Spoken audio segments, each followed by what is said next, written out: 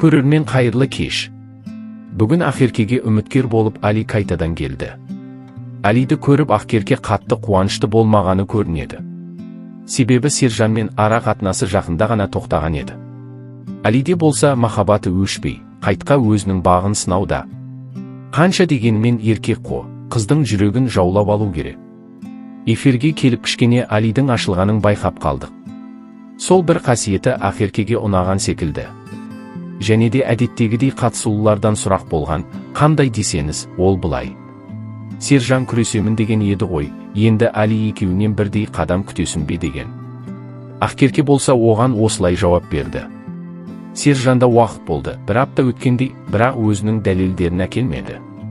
Сол себепті таныстықты Алимен жалғастырып, қадамдарын тек үміткерден күтемін деген болатын. Али болса жобадан кеткенін айтты, себебін Ақерке болғанын айтты. Бірақ ол сөздерге Ақерке сенбей қойды. Және де Айгүлдің ерекше көзқарасын байқадық. Али мен Айгүл екеуінің арасында бірдеңе болғандай. Ақерке соған күдіктеніп қалғаны бар.